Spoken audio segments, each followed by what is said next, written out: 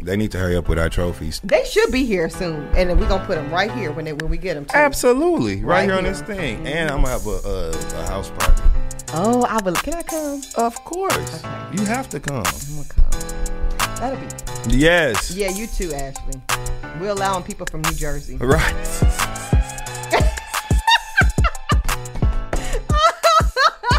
Eboni got me dying today. Oh my God. Lord have mercy.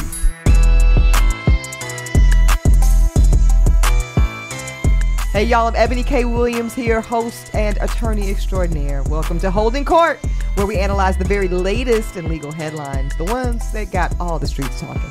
You know what we do? We dig deep into how the courts impact the culture. We break it down, going straight from gavel to your news feed. And every week, we keep it 100. Right, Dustin Ross? That's right.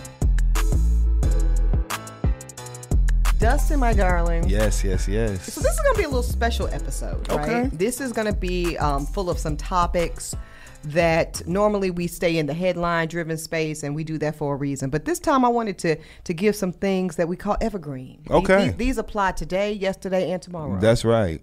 Okay. These are I love evergreen stories. Mm-hmm. We can go back to them. Listen, because sometimes it's really worth it, especially with our particular show, with Holding Court. It's worth going back into the archives. Oh, for because sure. Because this stuff shows up again and again and again, and you can really benefit from forever relevant information. Absolutely, no, totally. Okay, so this was a feel-good story, and oftentimes, on Holding Court, we get riled up because we don't like the way things are going. But I really like this particular one. This is a woman named Sheena Mead. Dustin. Okay. She is CEO of something called the Clean Slate Initiative. Okay. I actually got this story from, shout out to Black America's Attorney General Ben Crump. Yes. Attorney Crump posted this, and I said, I really want to highlight and feature this because we always hear about the bad news stories, but sometimes you got to shed a light on the good news stories. Yes, you right? do. Shout So out the to good news.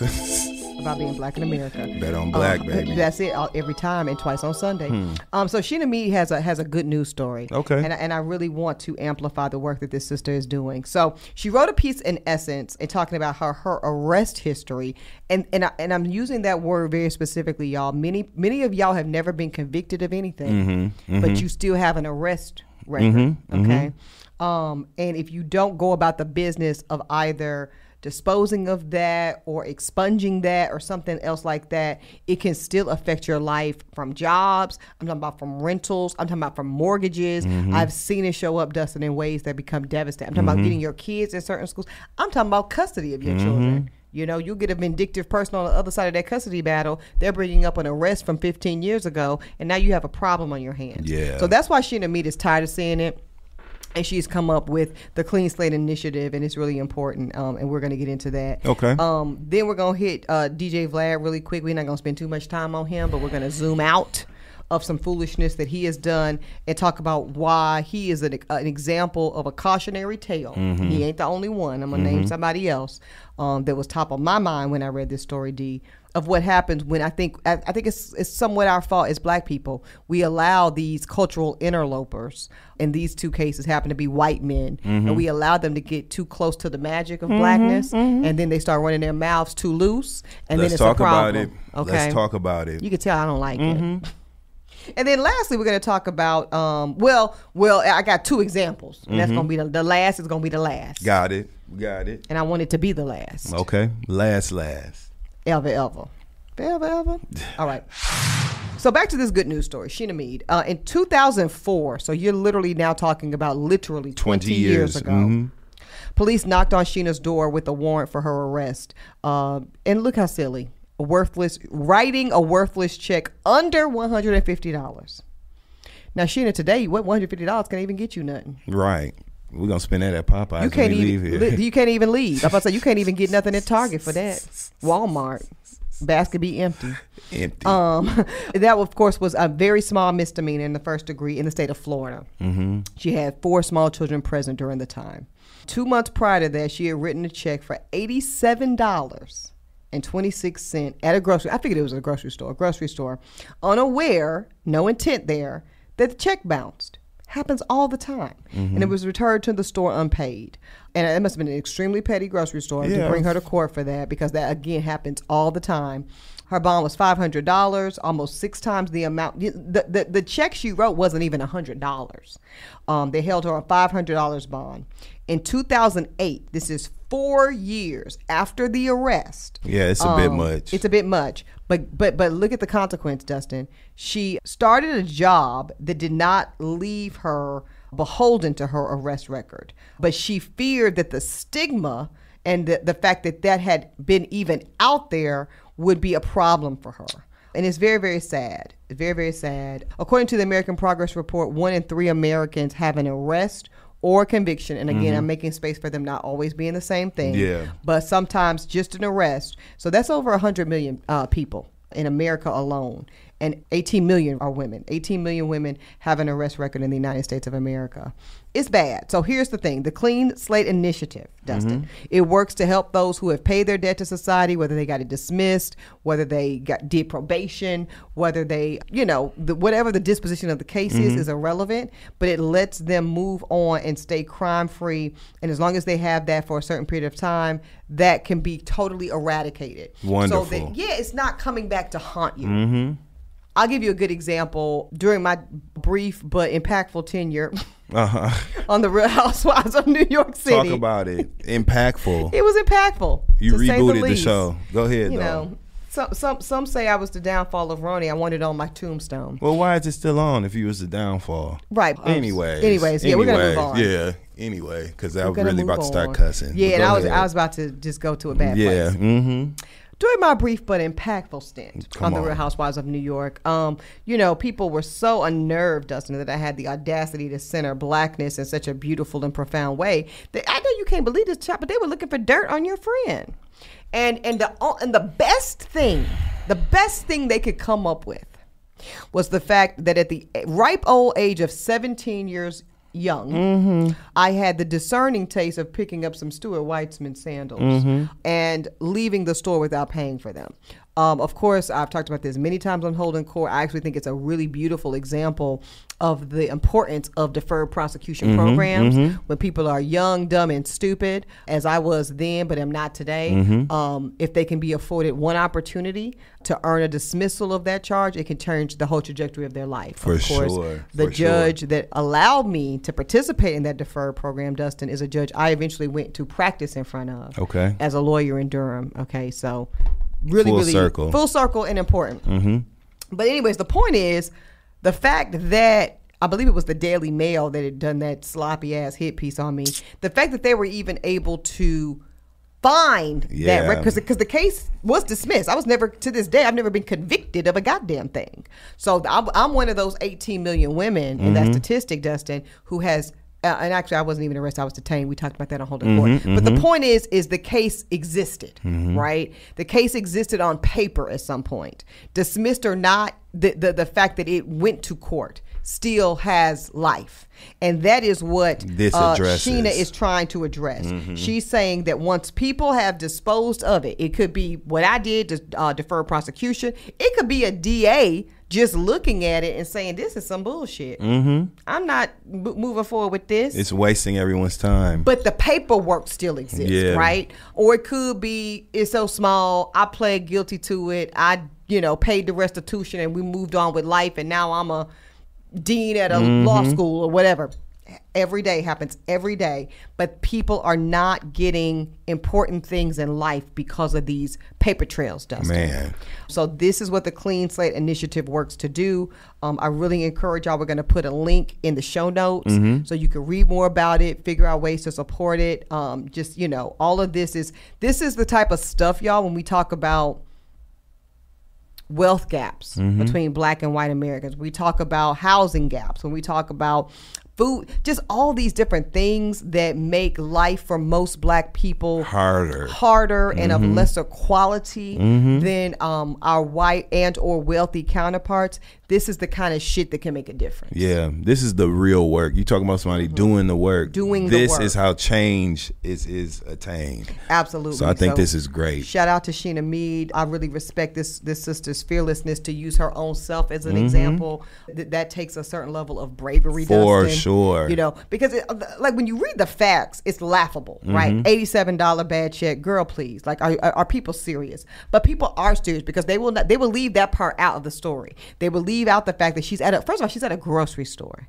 She's not that it would matter. She's not at Saks. Right. She's not even buying something frivolous. She's not at Belk. She's buying what you know about Belk? Dillard's. She was buying she's trying to feed her children. Yep. She has 4 children there. She's at the grocery store. We've all been there. We've all seen our mothers and our aunties there at the thing back when you would write a paper check, okay, because somebody got to pay for these Fruity Pebbles and this toaster strudel and these eggs and this bacon. That's right. And if you really lucky, your mama got you some Hot Pockets. Oh my goodness, you had to beg for them, but a pepperoni Hot Pocket to save your life. A Hot Pocket, yes. Okay. Not a warm pocket. A hot pocket. Yes. And as Sheena was trying to pay for these things, she wrote a check believing that the money was there. And again, anything could happen. Maybe a joint checking account, husband or boyfriend, somebody had access to the account, spent the money. Maybe, this is the worst. But this is why I'm so glad we've kind of moved away from this model of check ledgers and all this shit. The money was there when she wrote the check, but somebody she wrote a check 3 weeks ago was sitting on it, and not any of that could have been applicable here, right? Point being, it was taken care of 20 years ago, but for 20 years, Sheena has had to worry, is that going to come up that I wrote a bad check and had a misdemeanor claim against me for my next job, for my next apartment application, for the next time I want to go buy a house or buy a car? These things can haunt you, and I have seen them, Dustin Ross, undermine people's ability to make progress and obtain assets and wealth. Well, good for her. And get into schools, too. That nobody wants something like that looming over their head, and nobody wants that to be brought back up once you moved on from something like that, especially a mistake you made early in life. So I'm glad they're getting this handled. Absolutely. So y'all support the Clean Slate Initiative. Shout out to Attorney Ben Crump for bringing this some more eyeballs, and shout out to Sheena Mead as well as Essence Magazine for amplifying this. This is the kind of good news story that we like to see. We love to see more of that. Shout out to Essence. Yes. Okay, so who we now about to shout out is DJ Vlad. He's always like on the blogs or like on Instagram, Dustin, and I just always scroll right past him. And that's just a personal decision. I don't really know much about him except for he's always seems to be in black folks' business. Is that pretty That's accurate? exactly what he does. He has a YouTube channel where he interviews mostly black talent, all black talent as far as I've seen. And he is not visible in the videos, but you can hear his voice.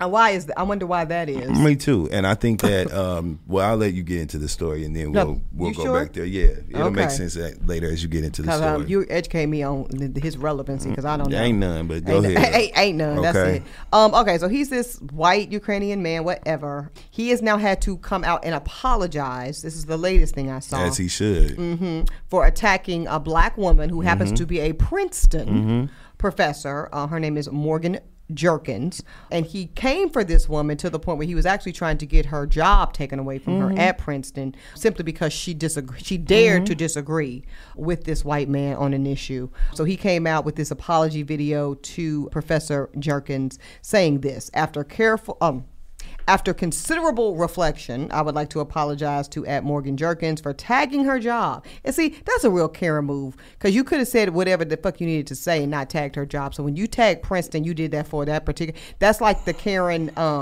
that called the cops on the black man in the park and said, this black man is harming me. That's a dog whistle. That's a choice. That's a weaponizing of your position to get this black person reprimanded to your liking. Absolutely. That is what That's exactly what that is. So he apologized to Morgan Jerkins for tagging her job in my replies during our Twitter exchange last weekend. What we're talking about, this was all over the Kendrick Drake rap beef, which is even more ridiculous. On Saturday, May 4th, Vlad commented that he wasn't a fan of Kendrick Lamar's Not Like Us, which ironically enough is, as we record this, the #1 song in the country. Number one. So I guess the debuted at #1. By the way. Tweeting Kendrick's Not Like Us needed a better mix. Apparently the people said he didn't. He need a better mix. He need a better. Let me stop. To this, Professor Jerkins said, "You are white," in caps. She's caps, capitalized, white. this is a black folk affair. I'm glad she said it plain, just like that, because it needs to be more of that. And it struck a nerve, as it should have. Ceremoniously dismissed. In a now deleted message, Vlad goes back, by the way, Professor Morgan Jerkins teaches Princeton University's creative writing department. So Vlad says, quote, wait, so a professor is telling me that a white person shouldn't be allowed to voice their opinion about hip hop? Is that how you interact with your students? And then tags Princeton. So again, that's not even like veiled. That is, you are literally weaponizing your whiteness and your masculine posture to undermine this black woman's position and financial stability because she dared to trigger you. That simple. That simple. A back and forth escalated, and then he's talking about he gonna reach out to Princeton about the matter. Who may I speak to your manager? That's exactly what that is. You don't need to reach out to nobody. You need to reach out to let me stop. But my problem with this is that his commentary on the Drake and Kendrick Lamar situation, it just wasn't necessary, right? It is black people's business. This is something literally rooted in rap music culture, in hip hop culture that belongs to black people, and you don't have space to opine about this. And you're lucky to any extent that you get to be a spectator. I take umbrage and issue with people like him. There's another young lady who has a very that podcast. Yeah, that girl who acts like she don't ever want to be anywhere. The white girl, but then she has all the black talent, and they run to her. By the way, so that you could go interview some white people. Yeah. You know what I'm saying? And I hate to make it about that, but I feel like when but it's okay for it to be about that. It's intentional on their behalf. You know what I mean? Like, I'm going to occupy all these black spaces, and demand to be the authority. That's what's real crazy. Furthermore, DJ Vlad, no one has ever asked you what you thought about anything. We listen to you asking other people to tell their stories. So having a take, having an opinion, you're you completely out of place. Yeah, nobody needs that from you. And this is not the first time. We remember he was running his Muppet ass mouth. I was trying to think of something. I knew he was going to give it to him. Book closing, you know, but he's running his mouth about Taraji P. Henson when she was speaking about the pay disparities, remember? Yes, unnecessary, and he was saying she was ungrateful. What movie she makes, she's ungrateful. A white man speaking about a black woman's pay in Hollywood, it just doesn't, it's misaligned. No. And so that's his problem. He's gotten way too comfortable, and I'm glad they've been on it. They didn't had belt to ass on DJ Vlad. And sometimes you need a good belt to ass moment. Belt to ass ever since he opened his I would say mouth, but his fingers tweeting that. Yeah. You know, it's been a well-deserved lashing. Yeah. So that's what he gets. That's what he gets. Mind your business. Yeah, and again, to me, it's just such a arrogant display of white supremacy, and that's what it is. White supremacy, contrary to popular belief, does not have to be the Ku Klux Klan on horses with hoods burning crosses. Nope. White supremacy shows up in this type of way. What do I mean by that? Auntie, I don't know, that's a bit severe. No, it's not. Let me prove it to you. This is a white man, a European white man. You literally came overseas with this shit. Okay, you freshly imported white supremacy, by the way, and you have the audacity to think that you have some authority to speak about the who, what, when, how, and why of a black cultural moment, which is what a rap beef is. Okay, that's period. And you think that then this black academic, Ivy League leading professor spewing a take that disagrees with you then has to be subjected to your reprimand? The fuck out of here. Who the fuck are you? Mind you, she's Rodney Jerkins. She's Jerkins. Oh, stop now. Related to Dark Child. Rodney Jerkins. Say less. So you really need to back up off of policing her opinion, or what she, when she told the truth. You don't belong in this conversation. Yeah, and that's the problem. The reason he was so offended by it, and they often are, and I say they because I'm about to get to Peter Rosenberg in a minute. And this white woman, there's several of them. They're interlopers. They're visitors at best. They're observers, much like the white people that observe in the pews at Abyssinian Baptist Church on Sunday. Oh shit! Look at God. Right.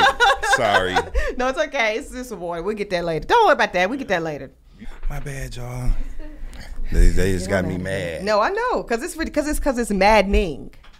You're mad, Dustin, because it's maddening. And I'm citing this in part humor, but also for real. For those of you that live outside of New York, go to Abyssinian Baptist Church, and they're not the only ones, which is right here in Harlem, 139, I believe, something like that, 137, 8 or 9, one of the 130 somethings, and Adam Clayton Powell, between Adam Clayton Powell and Lennox, and you will see a literal gallery of exclusively white people sitting at the top of the observatory watching black people worship. They are spectators, Dustin, of blackness. And that is where, if they're going to be allowed in the building, and this is the proverbial building known as X or Twitter or whatever these commentator spaces look like. If you want to get in the building, do like the white folks on Sunday at Abyssinian do. Be seen and not heard. Observe, motherfucker. Observe. You are there for learning. Trying to jock our style and get a little bit of the finesse and the charisma that comes naturally, and that's what attracted you to those spaces in the first place. I just take issue with people like DJ Vlad. I don't like it, and nobody asks you. I'm going to also hold us a bit accountable too, because there are a little too many of us, not all of us, not even most of us, but there are some of us that seek that white validation, and they enthusiastically invite this level of participation. And that is where a DJ Vlad, and now I'm going to transition to Peter Rosenberg. That is where these white people, they probably come with the audacity, but then they are affirmed in their insistence on holding some type of cultural authority in a black space because just enough black people have told them they could. So I'm going to now hold us accountable as black folks and say, see, this is what happens when we say they can. Everybody want to give out these cookout tickets and shit. Right. You know, these cookout invites. To the cookout. I'm so disgusted with it. Stop it. I don't care. And, you know, it's absolutely, there's great white people out there. It's white people that, you know, benefit from the culture, that give back to the culture. We ain't talking about that. This notion of just because you are not a per se problematic white person, you get to infiltrate black spaces is an unacceptable premise, and I rebuke it. So not that long ago, Peter Rosenberg was on his show. That's Ebro in the Morning. Whatever. I cannot. Whatever it's called. Right. And had the nerve to say to this black woman's face, the Kelly Rowland, I'm paraphrasing, but something like, what's it like to basically be in the shadows of Beyonce? That's what he said. And I think she handled it extraordinarily classy. Oh, for sure. Yeah, because it wouldn't have been me. And then everybody on Twitter handled it the right way and cussed his ass the fuck out. What did you say earlier? Belt, meat, ass? Yeah, belt to ass. Belt to ass. In this case, foot to ass. Yeah. Okay? That's what they did, because they kicked his ass for that. Yeah, because how dare you? Kelly Rowland is literally you? Music royalty. How dare but you? But especially to black people. Absolutely. Non-problematic. Always a class act. And you gonna disrespect her like that? And it was the anti-blackness for me.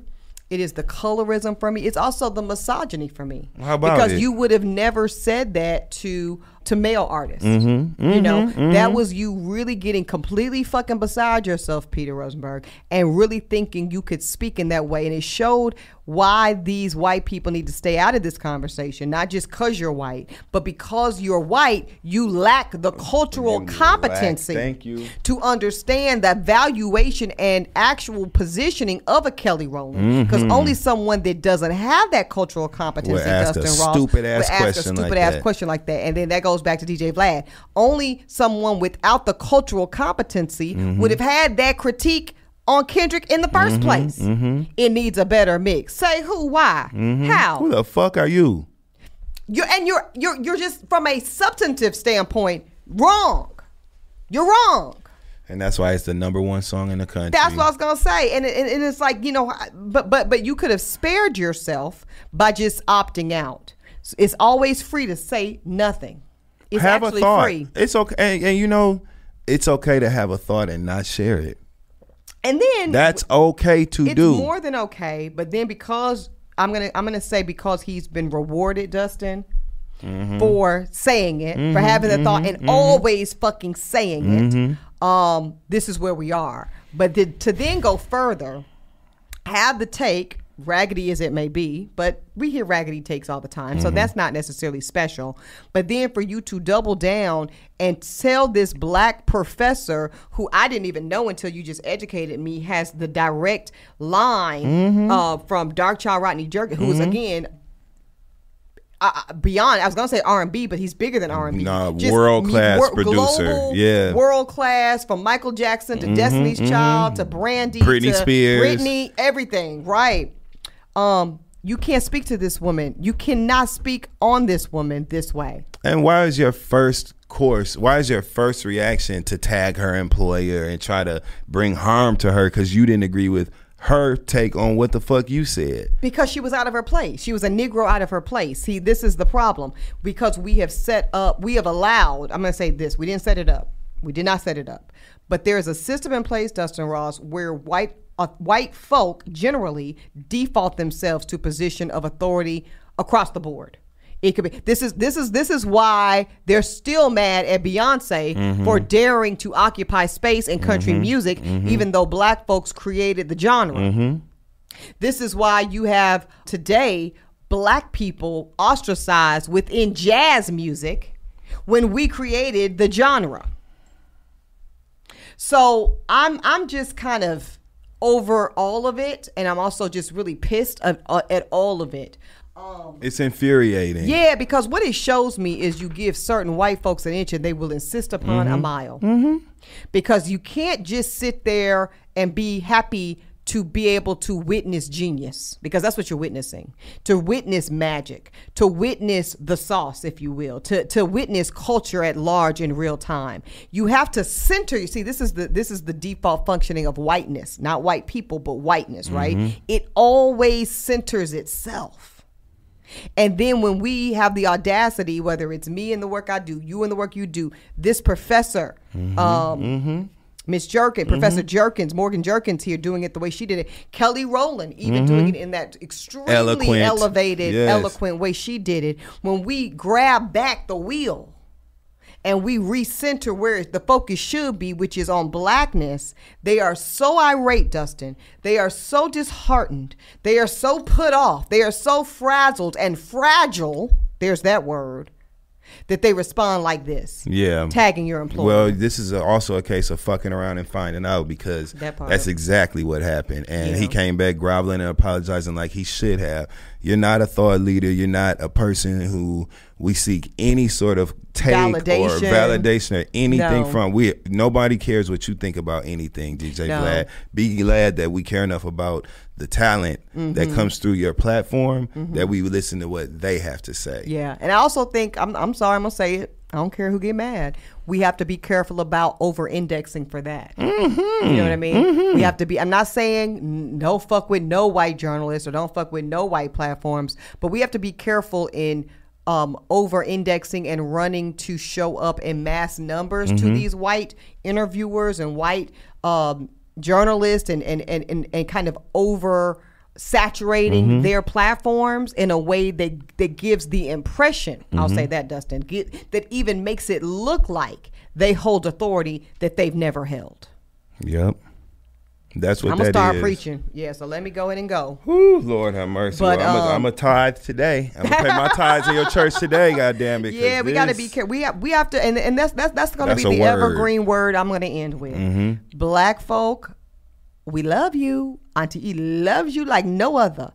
And we have to do a much better job of policing. If anybody needs to be policing, it is us. We need to be policing who and what and when and how we let certain non-credible entities that are not black enter our space. And we have to be a little more rigid in the way in which we insist they occupy that space. If anybody needs to be put in their motherfucking place, it's the DJ Vlads of the world, it's the Rosenbergs of the world, and anybody else that wants to forget that they exist on the exterior of black centralized culture. That's exactly why I'm about to do my thing and get on the radio in New York. I love it. Well, I wasn't gonna say it, but I remember exchange. Yep. Ebro tried to play my motherfucking friend like, and you know what a goddamn soundboard is. And it's fine, because that just shows you that it's time for some new voices. Yeah, and again, let's take back the wheel, because that's the problem. And even in that scenario, I'm gonna just go there and say it out loud what a lot of people are thinking. Ebro is in a relationship with blackness. He occupies some version of it, but there is still a level of proximity. Okay, this says that you, sir, do not get to mandate the center point of the culture and who should be the leading authoritative voices in this moment. Now sit your ass down. All the way down. And it's fine, because I ain't even about to argue with your ass. No, you didn't. We're just going to go back. We're going to circumvent and take back that wheel. Well, listen, thank y'all so much for this special edition absolutely of Holding Court, where we said it exactly how we meant it, and we'll forever do that, and always. That part you can take to the bank. That's right. Okay. And in the meantime, it's the summertime. People are really getting outside, Dustin. I'm seeing. And it's a beautiful thing. It's a great thing. It's a great thing. Y'all stay, really, really paying attention. Stay moisturized. We talked about hydration. Yes, we did. It's very important because it's getting hot outside, even in the north. Yep. Okay? Drink you some water. We don't want nobody dehydrated out here. Okay? Put some on your lips. Please put some on. I'm going to put some on mine Me I get too. off this microphone. My pocket make noise. That's the only reason I ain't went in there yet. Yeah, listen. Put a lot on your lips. Put a lot on your face and neck. And ladies and gentlemen, get them back of them hands. Those elbows and those knees. Yes. And let's not forget the ankles. Yes. All of that. Those just full coverage. Prone ash spots. Okay. And those hands will give you away. Okay. So everybody getting all this filler and all this shit, and that's cool. But your hands gonna tell the tale. So make sure you put a little something on the back of them hands. That's right. What you want the people to do, Dustin? Read their terms and conditions. Amen. That's all. Holding Court is produced by Uppity Productions. Host and executive producers here, Eboni K. Williams, yours truly, and the Dustin Ross. Executive producer in Dossie, McCraw. Senior producer, Ashley Hobbs. Creative consultant, Jay Kleinberg. Original music by Epidemic Sound. You get out in the summer, yeah. Out in the summer. The winter don't stand no chances. Out in the summer.